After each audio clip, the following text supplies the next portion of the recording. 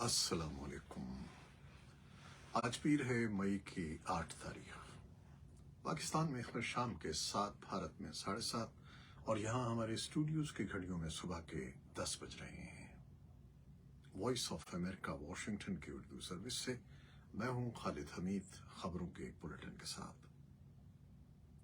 ایک 6 فریقی اجلاس کے سلسلے میں پاکستان کا دورہ کرنے والے افغان طالبان کی عبوری حکومت کے وزیر خارجہ امیر خان متقی نے پاکستانی فوج کے سربراہ جنرل عاصم منیر سے راولپنڈی میں ملاقات کی، جس میں سرحد پر انتظامات اور علاقائی سلامتی سمیت کئی امور پر تبادلہ خیال کیا گیا۔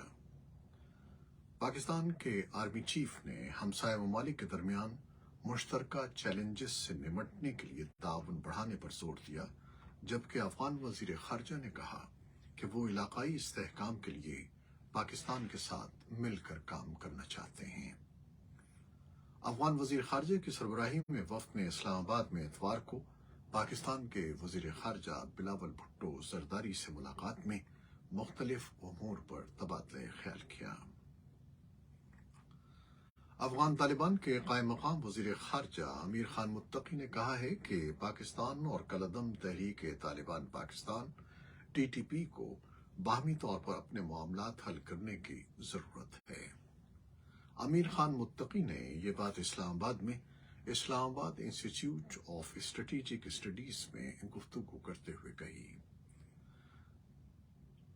انہوں نے یہ بات ایک ایسے وقت میں کہی جب حال ہی میں پاکستان، چین اور افغانستان کے وزرائے خارجہ کا افغانستان کے حوالے سے 6 فریقی اجلاس اسلام آباد کی میزبانی میں منعقد ہوا۔ ہفتے کے روز بلاول بھٹو زرداری کے ہمراہ چین کے وزیر خارجہ چن گانگ نے ایک پریس کانفرنس میں افغان طالبان پر زور دیا کہ وہ ہمسایہ ممالک کی سیکیورٹی سے متعلق تحفظات کو سنجیدگی سے لیں۔ پاکستان کے لیے IMF کے قرض پروگرام کا مستقبل قریب میں دوبارہ شروع ہونا اب مشکل محسوس ہو رہا ہے۔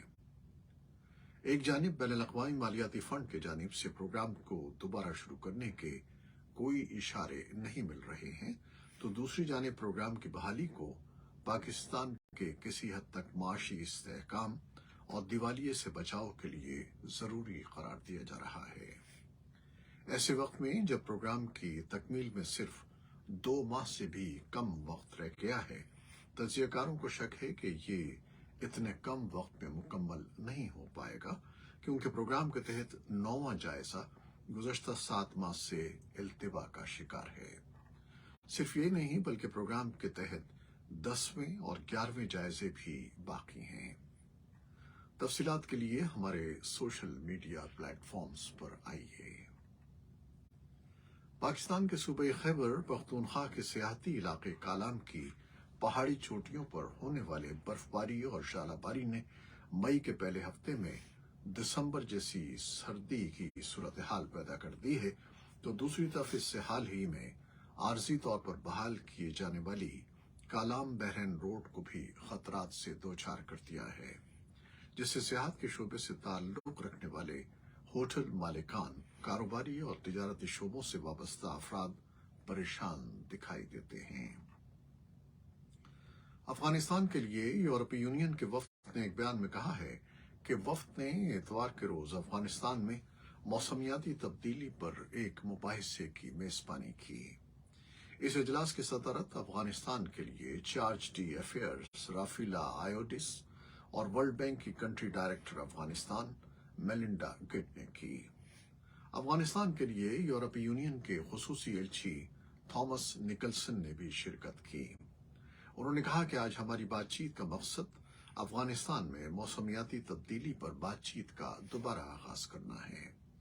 انہوں نے کہا کہ ہم سب مل کر افغان عوام کی زندگیوں میں تبدیلیاں لا سکتے ہیں اور سب کے لیے ایک زیادہ پائیدار، لچکدار اور خوشحال مستقبل بنا سکتے ہیں۔ اقوام متحدہ نے اپنی ایک رپورٹ میں افغانستان میں طالبان کے قبضے کے بعد سرعام پھانسی دینے، کوڑے مارنے اور سنگسار کرنے کی سزاؤں پر کڑی تنقید کی ہے اور ان سزاؤں کے خاتمے کا مطالبہ کیا ہے۔ رپورٹ میں کہا گیا ہے کہ جسمانی تکلیف پہنچانے کی یہ سزائیں عالمی کنونشن کی خلاف ورزی ہیں اور ان پر عمل درآمد بند ہونا چاہیے۔ اقوام متحدہ نے پھانسی کی سزا پر بھی پابندی کا مطالبہ کیا ہے۔ رپورٹ پر طالبان کی وزارت خارجہ نے کہا کہ افغانستان کا قوانین کا تعین اسلامی اصولوں کے مطابق ہے اور ملک کے شہریوں کی اکثریت ان اصولوں پر عمل کرتی ہے۔ بھارتی نژاد امریکی اجے پال سنگھ بنگا جو 2 جون کو 5 سال کی مدت کے لیے ورلڈ بینک کی صدارت سنبھالیں گے، ان کے بارے میں معیشتی امور اور اقتصادیات کے کئی ماہرین کا خیال ہے کہ وہ اس بڑے بین الاقوامی ادارے کے لیے تبدیلی کا چہرہ ہوں گے۔ خود بنگا کا کہنا ہے کہ وہ اپنی ٹول کٹ میں موجود تمام آلات کا بروقت اور صحیح استعمال کریں گے اور عالمی بینک کے اہم اہداف کو کم سے کم مدت میں حاصل کرنے کی بھرپور کوشش کریں گے۔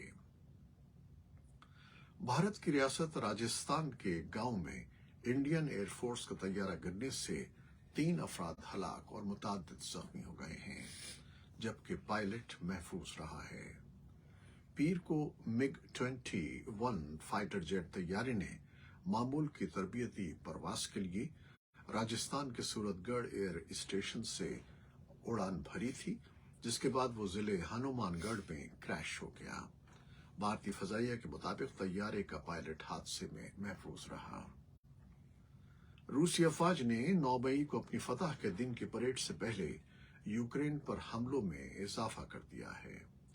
یوکرین کے حکام کا کہنا ہے کہ پیر کو دارالحکومت کیف پر ڈرون اور کروز میزائلوں سے حملہ کیا گیا۔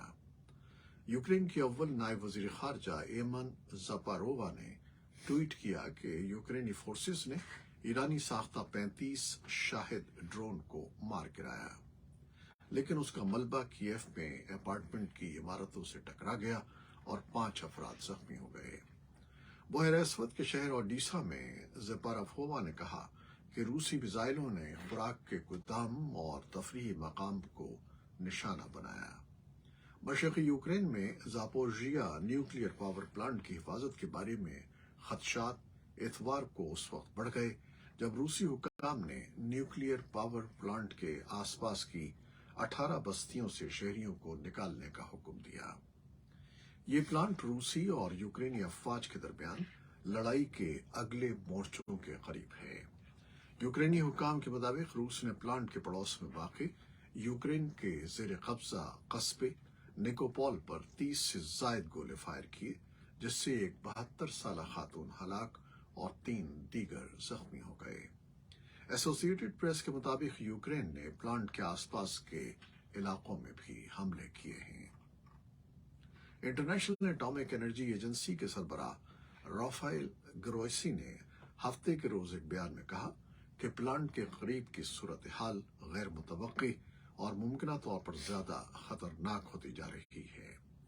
انہوں نے کہا کہ ہمیں ایک شدید جوہری حادثے کے خطرے اور آبادی اور ماحولیات کے لیے اس سے منسلک نتائج کو روکنے کے لیے ابھی سے کارروائی کرنی چاہیے۔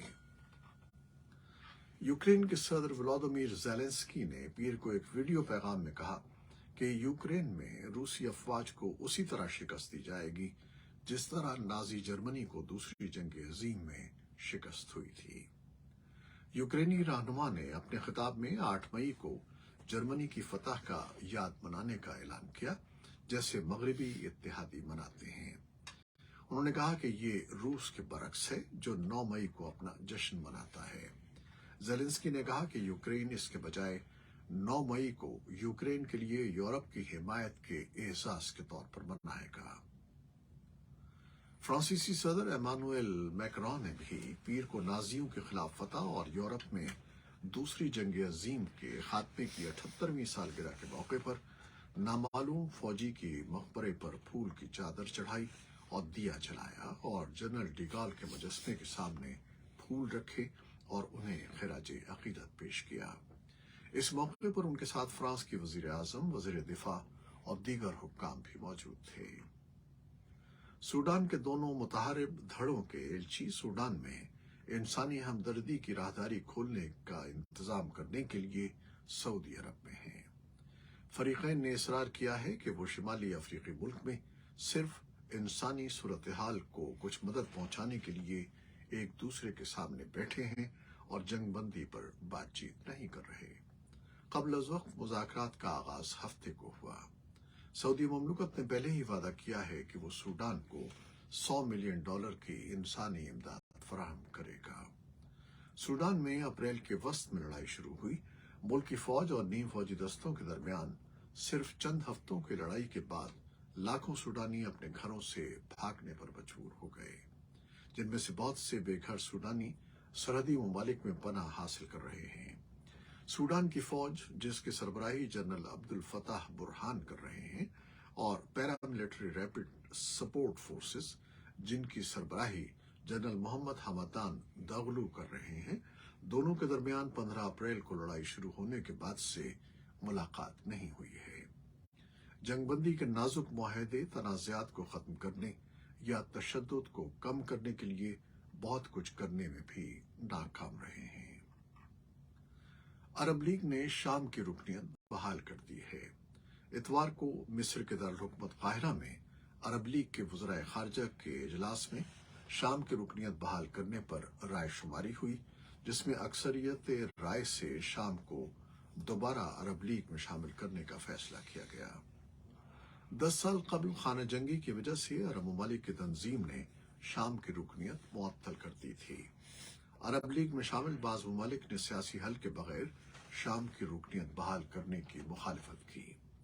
अमरीका के दफ्तर खारजा ने इस फैसले पर तहफ़्फ़ुज़ात का इजहार करते हुए कहा कि वो शाम में अरब ममालिक के मुश्तरका अहदाफ का हामी है, लेकिन शाम में जारी तनाज़े के हल के लिए सदर बशार अल-असद के अज़ाइम पर उसे तहफ़्फ़ुज़ात हैं।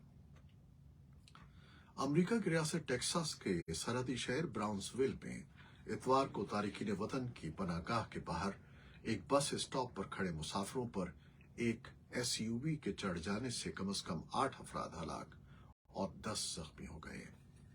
बिशप एजिक सान पेड्रो ओजानिम सेंटर के शेल्टर डायरेक्टर विक्टर माल्डोनाडो ने कहा कि उन्होंने हादसे के बारे में एक कॉल मौसूल होने के बाद इतवार की सुबह शेल्टर की निगरानी करने वाले कैमरे की वीडियो का जायजा लिया है। उन्होंने कहा कि ऐनी शाहिदीन ने ड्राइवर को पकड़ लिया, जो मौके वारदात से भागने की कोशिश कर रहा था, जबकि हलाक और जख्मी होने वालों में ज्यादातर वेनेजुएला के तारिकीन वतन हैं। ये थी वो खबरें जो फेसबुक लाइव पर हमने आपके लिए पेश की। हमारी वेबसाइट, यूट्यूब और पॉडकास्ट पर ये बुलेटिन आपके लिए पोस्ट कर दिया जाता है। आप हमारे बुलेटिन को शेयर करते हैं और अपने कमेंट्स में अपनी मोहब्बतों का इजहार करते हैं, जिसके लिए हम आपके फर्दन फर्दन मशकूर हैं।